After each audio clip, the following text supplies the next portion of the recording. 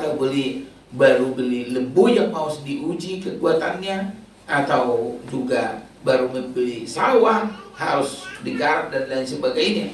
Tapi bagi Tuhan, nah itu tidak ada alasan. Bagi manusia boleh saja namanya ada alasan. Puji Tuhan. Jadi ini biarlah semangat ilahi, semangat sore ini dipertahankan sampai Tuhan datang ya. Amin. Tuhan. Ya, saya pikir pun sendiri tadi pastilah mereka ini tak datang. Dilihat dari segi hujannya. Ternyata, nah saudara kasih dipayungin ya, bisa datang. Wah, puji Tuhan lah. Ya, haleluya. Puji Tuhan. Saudara kasih, kebenaran firman Tuhan di malam hari ini, tentunya saya akan sampaikan satu berkat yang boleh mendorong kita mantap semangat di dalam Yesus Kristus. Amin. Ya, puji Tuhan. Dan ini juga adalah khotbahku untuk hari Minggu pada saat kita ibadah bersama. Saudara kasih, saya mau jemaat ini dan menanamkan sifat tegas terhadap penyesat. Apa saudaraku? Sikap tegas terhadap penyesat. Karena kita tahu kalau nggak mau tegas, sudah, maka kita yang akan ditipu. Tapi kalau kita tegas, maka saudara akan berkemenangan dan tidak akan datang lagi. Nah, karena kita tahu pada saat Tuhan Yesus mau disesatkan dalam hal kuasanya, dan juga saudaraku, dia datang kepada Yesus, kalau engkau benar anak Allah, jadikanlah batu ini menjadi apa? Roti. Saudara, seandainya Tuhan mau, jangankan katakan setan pun kalau Tuhan mau bisa dijadikan jadi apa? Roti. Apalagi namanya batu. Karena saya yakin air jadi anggur bisa juga Tuhan lakukan kan? Tapi yang saya tahu bahwa kalau sudah sempat yang namanya, saudaraku, ya batu jadi roti, tentunya itu adalah penyesatan. Apa saudara? Penyesatan. Jadi Tuhan Yesus tidak mau disesatkan dalam kuasanya. Katakan amin. Amin. Tuhan adalah mampu. Katakan amin. Amin. Tuhan adalah sanggup. Haleluya. Yang tidak ada menjadi ada, Tuhan dapat kerjakan. Amin. Tapi satu hal, Tuhan tak mau membuat batu jadi roti. Itu adalah suatu penyesatan. Apa saudara? Penyesatan. Nah, itu adalah kalau enggak sesuatu yang mulia, Tuhan tidak akan mau kerjakan. Tapi kalau mau hal yang mulia, Tuhan akan kerjakan. Contohnya, Tuhan pernah mengadakan saudaraku 5 ketul roti dengan 2 ekor ikan, dilipat gandakan, dan untuk makan 5.000 orang. Berarti saudaraku, pelipat gandaan itu nama Tuhan dimuliakan. Nah, bukankah demikian? Jadi bukan Tuhan tak sanggup, bukan Tuhan tidak mampu, mampunya. Tapi kalau yang namanya batu jadi roti, itu adalah penyesatan. Itu adalah apa? Penyesatan. Berikutnya, saudara kasih bahwa Yesus pun juga dibawa ke atas gunung dan memperlihatkan seluruh dunia.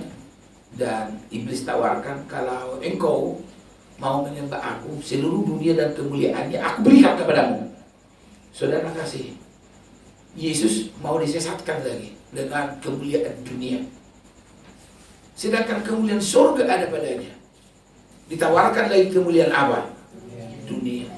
Jadi apa? Kalau boleh disebut, saudara kasih, nah kalau namanya kemuliaan dunia, katakanlah, ya kalau surga itu lebih daripada emas 12 karat. Tapi dunia mungkin adalah disebut, saudaraku, besi tua. Apa saudaraku? Besi tua. Apakah Tuhan Yesus tertarik dengan kemuliaan besi tua yang sudah usang? Tidak. Nah, saudaraku, dunia dan kemuliaannya itu sudah usang bagi Tuhan, sedangkan dia berasal dari surga. Jadi orang yang berasal dari surga tidak akan tertarik hal yang di bumi. Maka kalau kita memandang surga, kalau benar-benar surga itu Tuhan nampakkan kepada kita, yakinlah bahwa perkara bumi ini tidak akan tertarik lagi kita melihat kemuliaan yang Tuhan telah sediakan. Haleluya. Jadi Tuhan tidak mau disesatkan. Bukan enggak Tuhan mampu, saudara kasih, membuat segala sesuatu yang mulia. Tapi kalau ada permintaannya, kalau engkau mau menyembah aku, saudara kasih, sinilah kita mau lihat bahwa setan itu ingin menyesatkan penyembahannya Tuhan Yesus. Yang perlu disembah adalah Bapa di surga. Kita menyembah Allah di dalam roh dan kebenaran, katakan amin. Ternyata oleh karena perkara bumi, saudaraku, kalau engkau mau menyembah aku, seluruh dunia dan kemuliaannya aku berikan kepadamu. Ini salah satu penyesatan yang terakhir adalah apa? Tuhan, saudaraku, dibawa dalam bubung baik Allah. Bubung baik Allah ini ada di atas baik Allah. Jadi bubungnya itu tinggi, dari tempat yang tinggi, gitu saudaraku. Datang setan, jatuhkanlah dirimu, karena ada dalam firman-Nya, nanti datang malaikatnya menatangmu, katanya, menangkapmu sehingga kakimu tidak patah. Jadi dia belajar dalam Pemazmur 91. Dan setan tahu itu. Kiranya saudara dan saya harus paham dulu Mazmur pasal 91 itu, yang di sana betul-betul berkat orang benar. Apa saudaraku? Berkat orang benar. Berkat orang benar ada di sana. Tuhan tak akan membiarkan kita, saudara kasih, ya jatuh. Namun di sana dengan jelas pembelaan Tuhan kepada umatnya, termasuk juga dari virus corona, bukan? Tuhan adakan di sana perlindungan.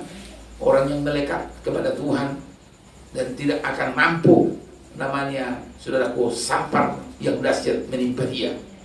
1000 orang rebah di sisimu, tapi engkau sebagai penonton. Itu adalah, saudaraku, di Mazmur pasal 91 itu. Termasuk juga bila engkau jatuh, engkau tidak akan tergeletak. Tangan Tuhan menatang engkau. Jadi dia itu tahu, saudara kasih, kalau engkau jatuhkanlah dirimu dari atas bubung Allah itu, nanti datang malaikatnya menolongmu dan kakimu tidak akan patah, katanya. Tapi Tuhan tahu itu adalah penyesatan. Makanya banyak orang datang selalu memakai firman. Tapi firman itu dari mulut siapa? Boleh-boleh saja orang menyampaikan firman, tapi tergantung mulutnya siapa. Kalau mulutnya pendustanya, gak usah aminkan walaupun dia firman. Jadi setan itu menyampaikan firman. Jadi Tuhan tak mengaminkan walau karena itu datang dari mulut siapa? Setan. Bisa mengerti saudaraku? Amin. Nah, itulah kelicikan setan, bukan kebijakan. Liciknya setan mau menyesatkan Yesus. Saudara kasih, kiranya saudara paham, Yesus sendiri pun jadi manusia, ingin disesatkan dari berbagai hal. Tapi hari ini kita, saudaraku, dengan kekuatan firman dan kekuatan roh, jangan ada seorang pun disesatkan. Amin. Maka saudara dan saya supaya menang adalah kita mempunyai sikap tegas terhadap penyesat.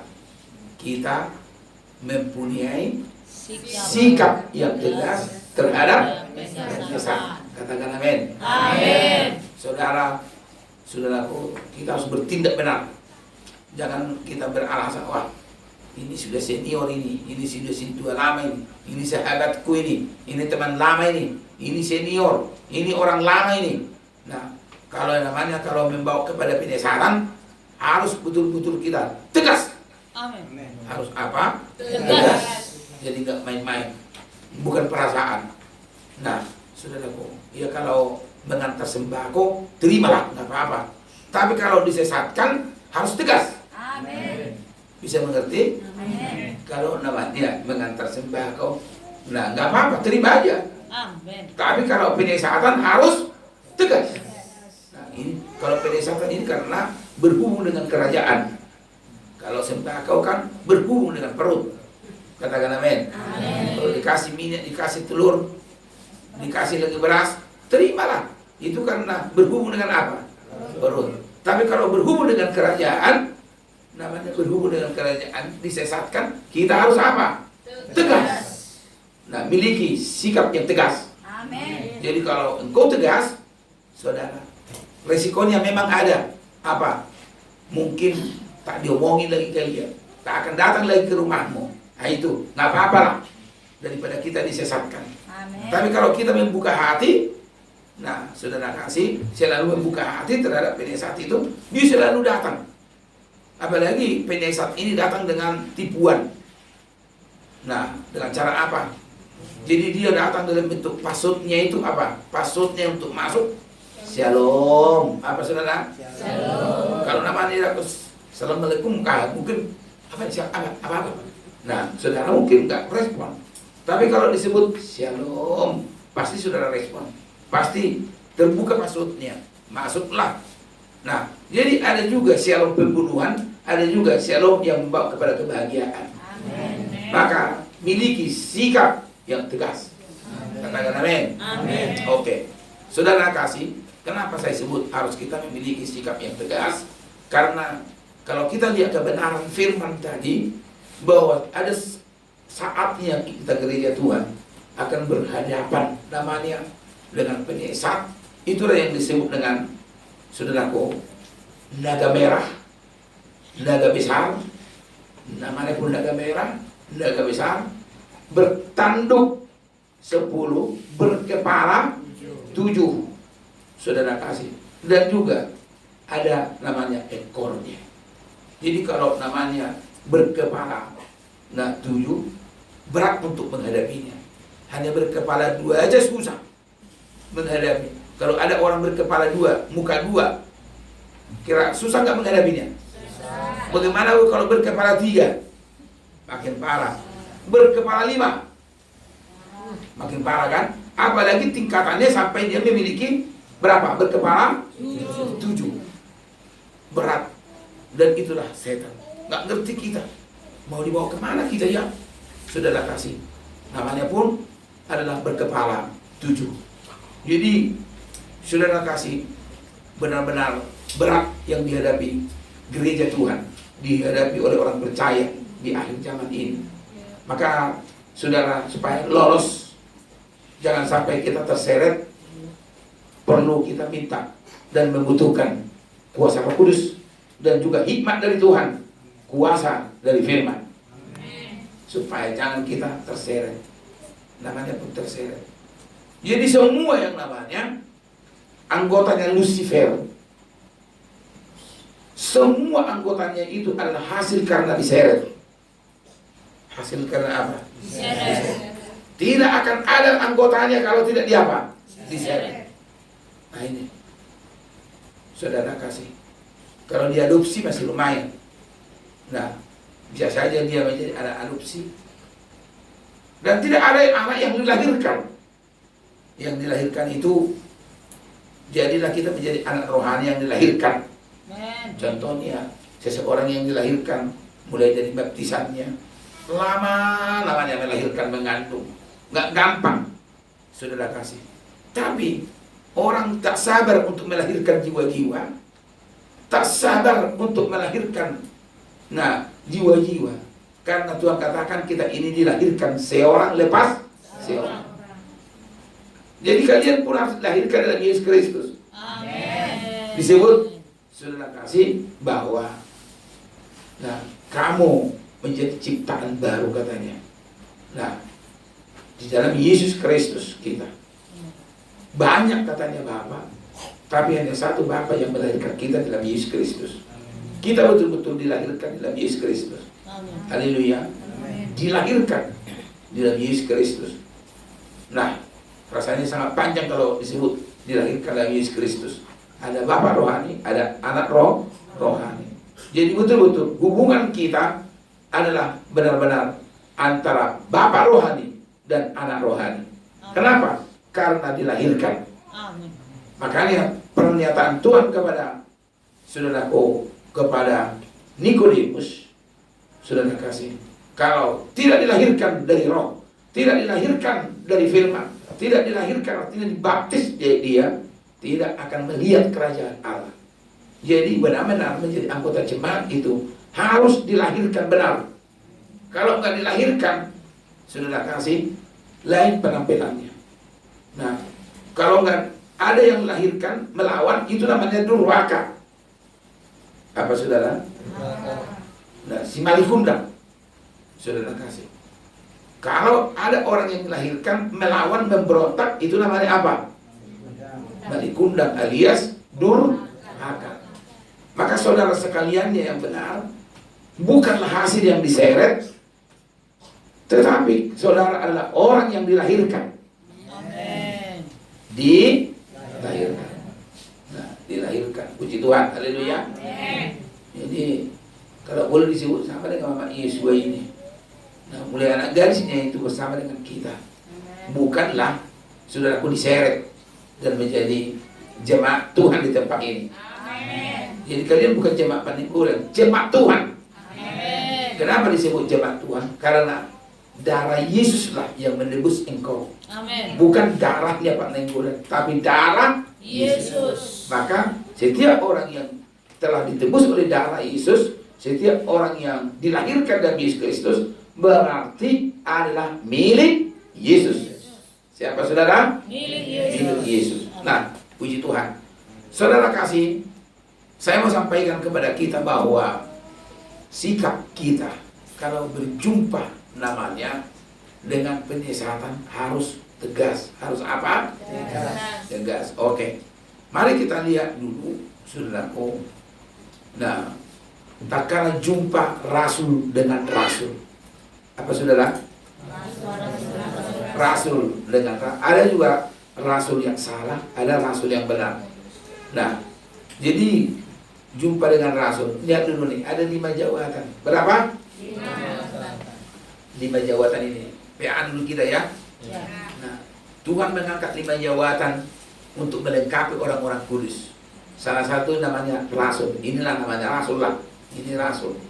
Rasul ini, inilah yang namanya meletakkan Kristus di dalam hati seseorang.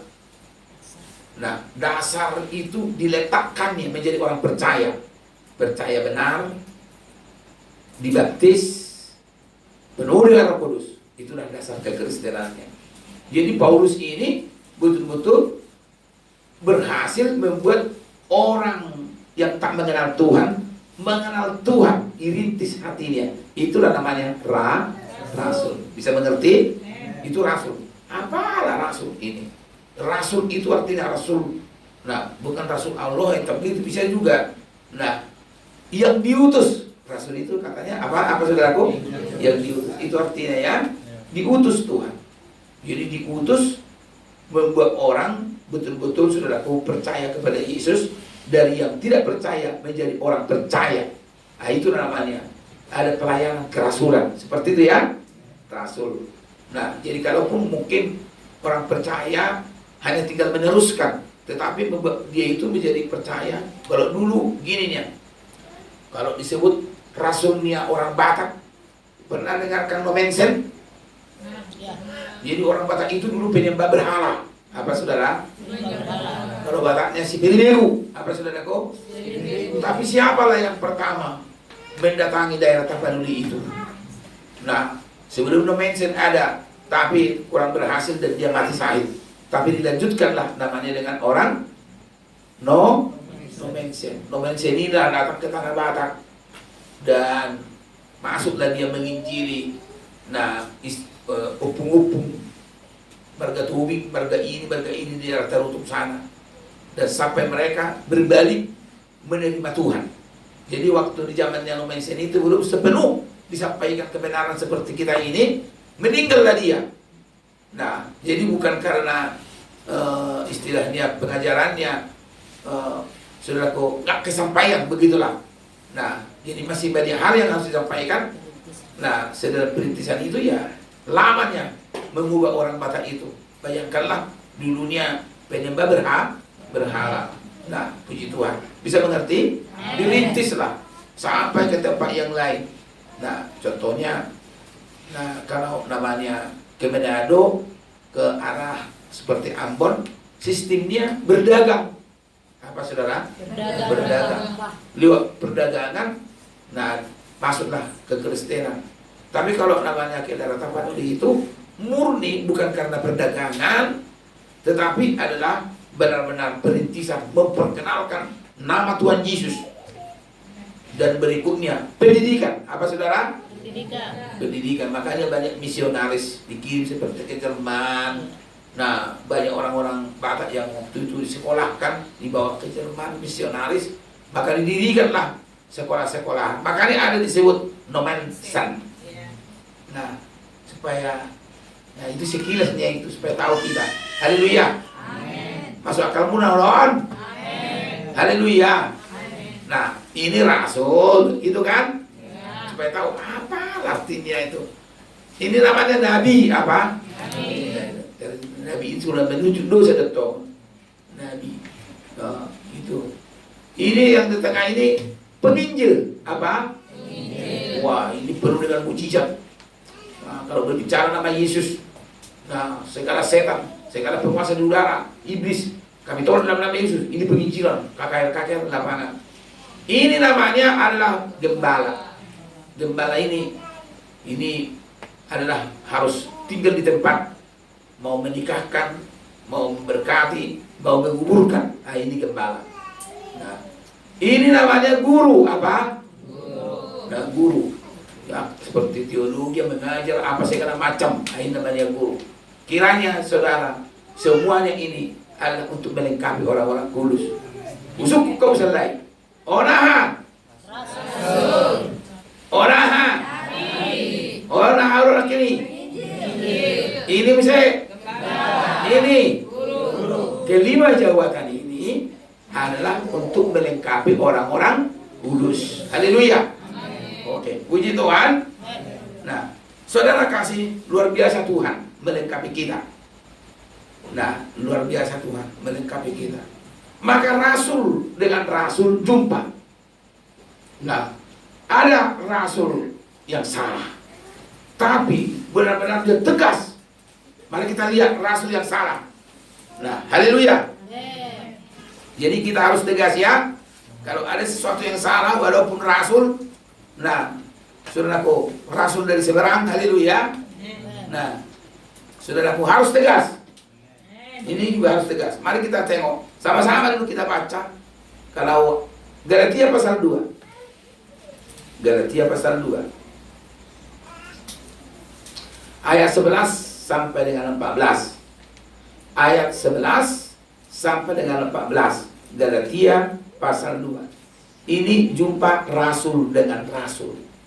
Iya. Sudah? Mari kita bacakan dulu ayat 11-nya saja. 1, 2, iya. Tetapi waktu Kefas datang ke Antiokhia, aku berterus terang menentangnya, sebab ia salah. Sebab ia apa? Salah. Nah, kalau kesalahannya nanti lebih dalam lagi kita lihat bahwa Rasul Kefas itu kan Petrus, Kefas itu Simon, tergoda warna. Simon, Kefas, Petrus. Sarupa di halakna. Alai bui bae Petrus, di atas batu karang ini aku akan mendirikan apa? Jemaatku. Ya, Simon. Si Kefas juga itu. Nah, saudaraku, jadi sama dengan kalau Pak Gembala katanya. Nah, Pak Gembala itu, Pak Desman katanya, itu juga itu. Haleluya. Kadang-kadang juga Pak Nenggolan katanya pula sama juga itu. Pak Pendeta Nenggolan ini, nah, tetap orangnya sama. Tapi sebutannya agak banyak tadi kan? Oke, supaya jangan kalian bingung. Ise si Kefas, ise si Petrus, ise si Simon. Nah, budak warna, tetapi tetap satu orangnya ya. Nah, dengarkan saudaraku. Tetapi waktu Kefas datang ke Antiokhia itu satu luar yang jauh dari Yerusalem. Saudaraku, di Antiokhia itu adalah sudah di luar Yerusalem. Aku berterus terang menentangnya, sebab ia salah. Sebab ia apa? Salah. Nah, puji Tuhan. Jadi kalau ada yang salah, harus kita berterus terang. Harus kita tentang kalau salah. Jangan karena Saudaraku, Kepas ini kan muridnya Tuhan Yesus langsung. Iya. Bisa mengerti? Amin. Sedangkan Paulus bukanlah muridnya Tuhan Yesus langsung. Iya. Ini betul-betul dia rasul adalah karena pekerjaannya. Pekerjaannya itulah mengangkat dia menjadi rasul. Bisa mengerti? Amin. Kalau yang namanya Kepas ini adalah muridnya Tuhan Yesus yang dipilih secara langsung. Tapi muridnya ini salah. Apa salahnya? Saudaraku, betul-betul bisa menyesatkan kalau kita ikuti. Seperti hidupnya Bung Non ini. Kalau jumpa dengan orang yang tidak bersunat, orang yang tak bersunat, nah betul-betul dia gak tegas, selalu mengikuti kemauannya orang yang tak bersunat. Nah, istilahnya, saudaraku, kalau jumpa dengan orang luar sana, ala marulus doh, imana marulus. Nah, Pak jumpa saya akan semarulus. Nah, order nanti kos enak. Enak wah si Kepas tak tegas. Mau Pak jumpa doa akan proses atau haleluya. Ina toh. Nah, Omma lokon lah betul-betul bisa menyesatkan. Bisa mengerti? Kalau dapat dengan Taurat, orang yang bersunat itu adalah orang yang di bawah hukum Taurat. Sementara hukum Taurat itu telah ditiadakan oleh kuasa Tuhan. Tapi tak kala jumpa dengan orang yang masih di bawah hukum Taurat, nggak tegas dia bahwa kita telah dibebaskan dari hukum Taurat. Begitu ya? Nah, nggak tegas dia. Saudara kasih. Jadi kalau namanya si Kepas ini gini, artinya penyakitnya gini, saudaraku, bisa makan darah, bisa tak makan darah. Kalau jumpa dengan orang yang makan darah dia gak tegas. Kalau jumpa dengan orang yang tak makan darah, ini benar, ini yang kita lihat, haleluya. Nah, seperti itulah namanya. Ya ada semua nyamu melodo jumpa panakku terus nama anakku kamu udah dotan melodo jumpa pendida di pendida melodo jumpa pendida, haleluya bang, haleluya. Sorry boleh maklum ini. Nah, itu saudaraku. Maka Paulus ini tegas apa? Tegas. Karena dia salah. Karena dia apa? Salah. Jadi dia tidak mau disesatkan. Maka kalau ada datang ke rumah kalian, walaupun pakai Philadelphia, kalian harus tegas. Selama kalian tak tegas, pasti kau didatangi. Tapi kalau sudah tegas, tak akan datang lagi. Nah itu. Jadi Pak Nehemia pun demikian juga. Ya, kalau sudah tegas, tak akan datang lagi. Tapi coba nggak tegas kita, maka terus akan datang. Seperti apa dulu? Saksi Yehova. Tahu saksi Yehova? Nah, saksi Yehova ini selalu datang. Kalau kita nggak tegas, wah, kita pun belum bangun, dia sudah lebih dahulu datang di dekat pintu rumah kita. Dan dibagilah buku. Nah, besoknya datang lagi tuh. Nah, karena kita bikin lagi kopinya, bikin lagi tempat duduknya, kita layani lagi. Oh, nggak ada makin datang dia. Tapi sekali kita tegas, nah, hampir mau dibengkokkan kita keluar dari Kristus. Wah, ini bahaya benar. Karena tujuan mereka itu adalah untuk membengkokkan kita dari keimamatan dari Kristus. Ini saudara kasih. Maka untuk berhadapan dengan seperti itu harus apa? Biarlah kita. Resikonya memang kalau mau nggak diomongin ya sudah. Nah, kalaupun mereka datang dengan bentuk sembako, terima apanya. Tapi penyesatannya harus tegas. Nah itu saudara kasih. Ya kalau penyesatannya itu kita mau ya terhanyutlah kita. Padahal yang kita hindari jangan kita disesatkan. Amen. Seperti itulah modusnya di akhir zaman ini setan. Karena bagaimanapun kemarin sudah aku sampaikan, targetnya mereka itu adalah apa? Sepertiga bintang di langit berguguran. Apa saudara? Sepertiga bintang berguguran. Saudara sudah bintang-bintang karena ditebus oleh darah Yesus. Amin. Nah, kalau kita sudah ditebus dengan darahnya, tidak cukup dan sampai di situ perjuangan kita. Namun satu hal Tuhan ingatkan, bahwa setan akan hadir dalam bentuk, saudaraku, berkepala 7, bertanduk 10, berekor lagi, dan di atas tanduk-tanduknya itu, di atas tanduk-tanduknya itu ada mahkota katanya. Ini paling berbahaya, saudara kasih. Saya sudah pelajari mahkota-mahkotanya ini. Setiap katanya dalam kepalanya itu ada mahkotanya. Artinya setiap ngomong selalu menghujat Allah, menghujat orang yang diurapinya. Nah, ini paling parah, saudara kasih. Nah, jadi bukan kemuliaan Allah, bukan mahkota kemuliaan, bukan mahkota kehidupan, bukan mahkota, saudaraku, kesetiaan, tidak. Tapi benar-benar dalam mulutnya disebut penuh dengan hujat. Apa saudara? Hujat. Maka saya sampaikan kepada saudara, bagaimana kehidupan kita untuk berkemenangan. Satu hal, kita harus tegas, Amin. berani. Biarlah Roh Kudus bekerja di dalam hati kita. Banyak nasihat Paulus, banyak juga nasihat dia. Jangan sabar engkau, katanya. Artinya, satu hal yang kita tahu, jangan engkau biarkan, katanya, dirimu disesatkan. Apa? Jangan biarkan. Jangan kau biarkan dirimu. Tuhan mencela kita kalau kita biarkan diri kita disesatkan. Udah tahu kita disesatkan, kita biarkan diri kita, maka Tuhan mencela. Ayat terakhir, supaya kita tegas.